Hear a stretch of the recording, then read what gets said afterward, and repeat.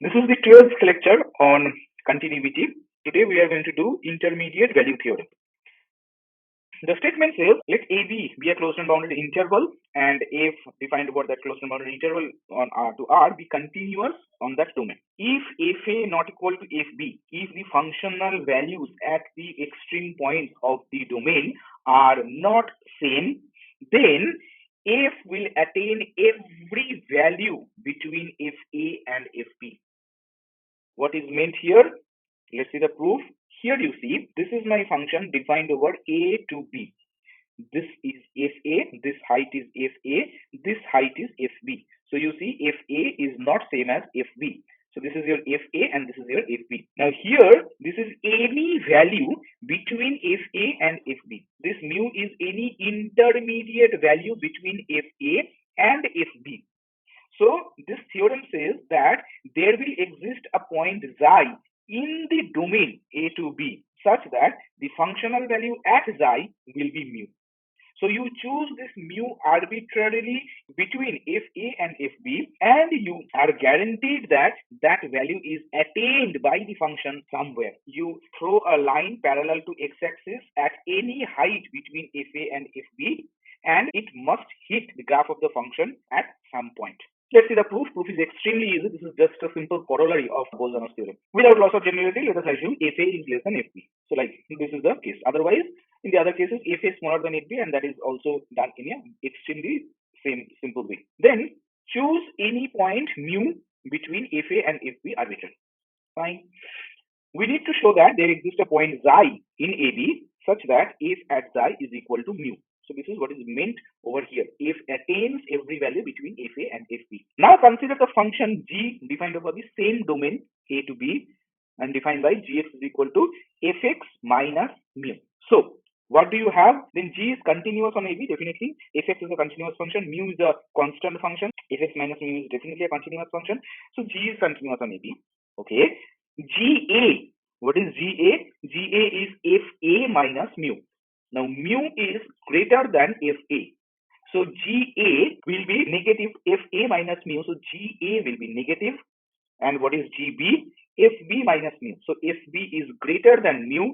So FB minus mu is positive. So GA is negative and GB is positive. So Bolzano's theorem, there exists a point xi such that G at xi is equal to 0. So G at xi equal to 0 means F at xi is equal to mu. We have this remark. Now the converse of the above theorem is not true. We can have a discontinuous function satisfying the above property. For example, this is your function. The function is defined over the closed and bounded interval 0 to 2.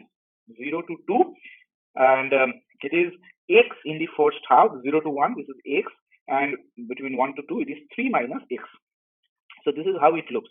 0 to 1 it is x and 1 to 2 it is 3 minus x. Now you see the range of this function is 0 to 2. So you take any value between 0 to 2, so that is your any intermediate value. You shoot a line parallel x-axis from that chosen intermediate value and that line will intersect the graph of the function at least one point. And definitely this is not a discontinuous function. This is discontinuous at this point. So the above property which is stated in this theorem that every value will be taken between FA and FB, that does not guarantee the continuity of the function. But definitely continuity guarantees that property. That was the main substance of the intermediate value theorem. Next we have this corollary. Continuous image of a closed and bounded interval is a closed and bounded interval again. This is the range of continuous function defined over a closed and bounded interval. Okay, and that is going to be a closed and bounded interval again. Now here we need knowledge from both bounds of a continuous function on a compact domain and intermediate value theorem. As you saw, the proof of intermediate value theorem is only a simple manipulation of Bolzano's theorem. It must be succeeded by that. So this is the main crux of the entire maneuver of realigning the last two classes. Proof is simple. This much is only the proof. Let I is equal to closed and bounded interval AB and let f from I to B be a continuous function. Then by this theorem, a continuous function defined over a compact domain attains its bounds.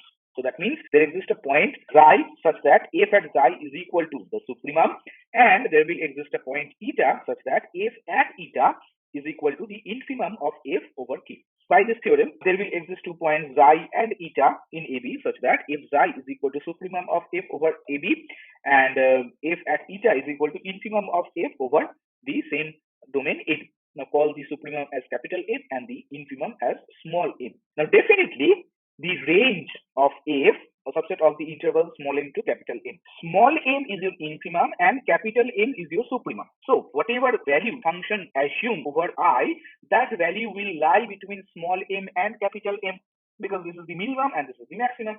So everything must be in between them. That means in this interval, small m and capital M will be contained the entire range of the function. What do we need to show then? We need to show that if I is equal to small m to capital M, that there is no point left in this interval small m to capital M. So this is my range of the continuous function over a closed and bounded interval. That the entire interval from the infimum of the function and the supremum of the function, this entire interval, every value in this entire interval will be attained by the function. Without loss of generality, assume eta is smaller than or equal to xi. As f is continuous on AB, it will be continuous on eta to xi as well. This is the height at FA, let's say, and this is the height at B. We have very small difference between FA and FB. Now, of course, the range of the function is much bigger than this.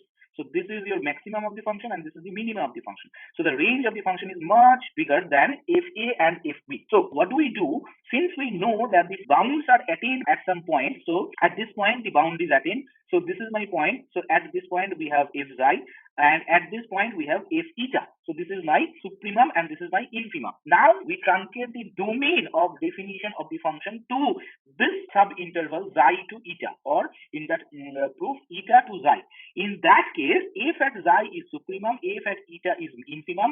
So in this subinterval, in this subdomain xi to eta or eta to xi, whatever, we have the entire range of the function captured. That is what we are doing here.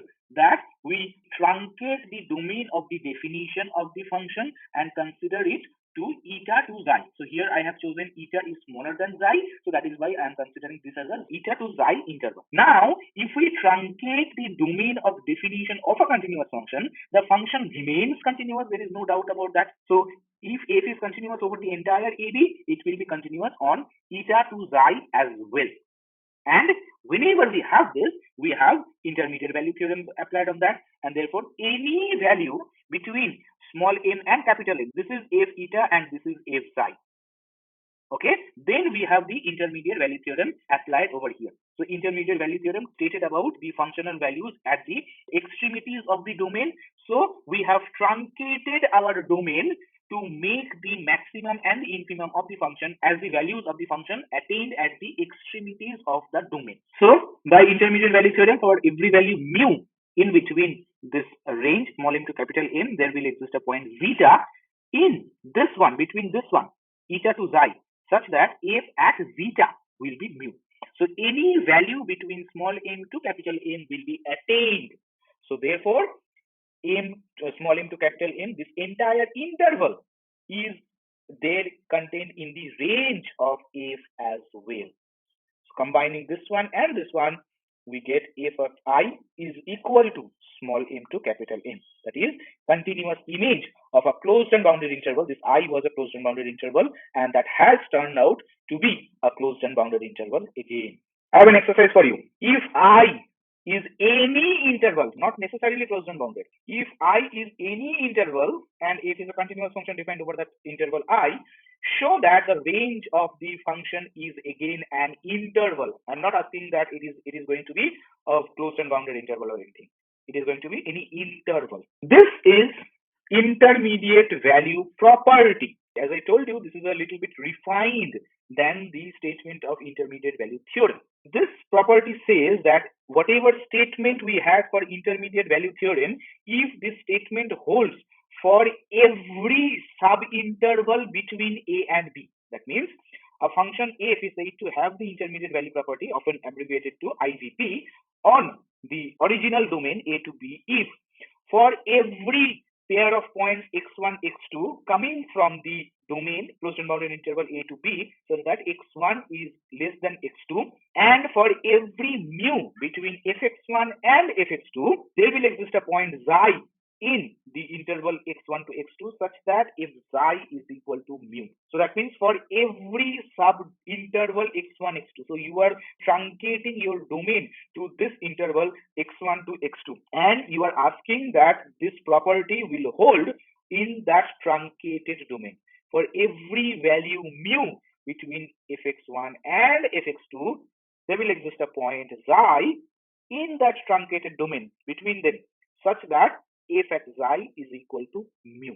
Then it is called intermediate value property. Now, intermediate value theorem could not guarantee the continuity of a function, but this is much stronger than the intermediate value theorem. Will it be able to guarantee continuity? To your surprise, this much stronger property, intermediate value property, still cannot guarantee continuity of the function. This is your function. Sine 1 upon x, x not equal to 0, and 0 if x equal to 0. So the range of this function is -1 to 1.